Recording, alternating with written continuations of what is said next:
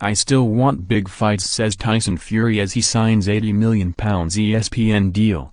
The £80 million was an offer too good for Tyson Fury to refuse, but it remains to be seen if it comes at the cost of world heavyweight title fights against Deontay Wilder and Anthony Joshua. Violent collisions between these outstanding heavyweights are what the boxing world most wants to see. However, Fury's new multi-fight deal means, at the least, that fans will have to wait a little longer to see him, Wilder and Joshua resolve which of them becomes the first undisputed heavyweight champion since Lennox Lewis, committed as each now is to different television networks in America.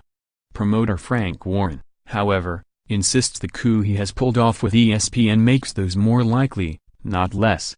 Support for that position came unexpectedly quickly from Wilder's promoter Shelley Finkel, even before Warren made contact to update the American team. Finkel issued assurances that Wilder Fury is not dead. He told World Boxing News, "This is still the fight we want and I will be talking to Frank."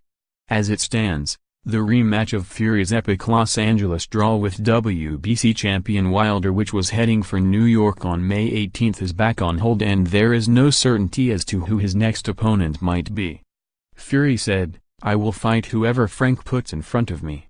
As for Joshua, following the breakdown of negotiations with Wilder and then Fury for a Wembley Stadium spectacular on April 13, he is taking his nibble at the Big Apple by defending his IBF, WBA, WBO and IBO titles against Brooklyn's lesser-known Jarrell Miller at Madison Square Garden on June 1. For the moment, this all comes as a massive anticlimax for boxing fans everywhere. Nevertheless, bankrolled as his ESPN deal is by the enormous financial resources of the Disney empire, Warren says, Wilder and Joshua will have to decide if they want the much bigger purses which will be on offer now.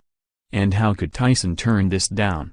As we all know, the priority for every fighter has to be making the most money possible while he can. That rang deafeningly true as Fury, who had been the one urging Wilder not to duck out of their rematch in his belief that he was robbed in December of becoming a two-time heavyweight champion, took the £80 million fortune at what could be the risk of fame, although he did go on to say, "I still want those big fights. I would fight either of them tomorrow and I am looking at 3 fights this year, starting in May." The potential roadblock to them fighting each other is television. Wilder boxes on the Showtime cable network in America. Joshua is now hitched to the DAZN streaming channel there through his promoter Eddie Hearn. Warren, who has cut the Disney deal and harnessed with his U.S. partner Top Rank and their legendary promoter Bob Arum, said, ESPN alone has 3 million dedicated sports subscribers. So they bring not only the most money but also by far the widest exposure to the American market of any network. By comparison, I understand DAZN only pulled in 6,000 subscribers for Joshua's first fight on that channel. Wilder is linked to Showtime via shadowy American advisor Al Heyman, and Warren says, Heyman is not a promoter. We will have to see if Deontay is tied to that TV contract. If not, he may be free to negotiate with us. Because of the secrecy of our new deal, I have not been able to talk to Wilder's promoter Shelley Finkel for 4 or 5 days, but he is a good friend and we may still be able to get the rematch on ESPN, perhaps even in May. The WBC mandated the rematch following the drama of Wilder Fury 1, and they have called for purse bids if the two sides fail to reach agreement.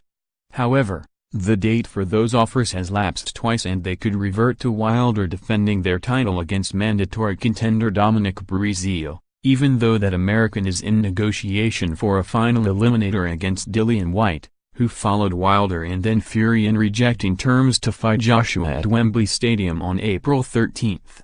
The TV picture had already been muddled in Britain by Joshua's position as the standard bearer for boxing on Sky and Fury becoming aligned with BT Sports, who will continue screening his fights here. Wilder v Fury and/or Wilder v Joshua might prove easier to make. Joshua v Fury would seem to depend on a joint Sky BT broadcast in the UK and DAZN giving a one-fight exemption in the US. Neither of which appears likely. If Fury does find he has locked himself out of the chance to win more world titles, money will have again spoken loudest in the labyrinthine world of big-time boxing. Joshua even more so if he finds himself marooned by a Wilder Fury trilogy.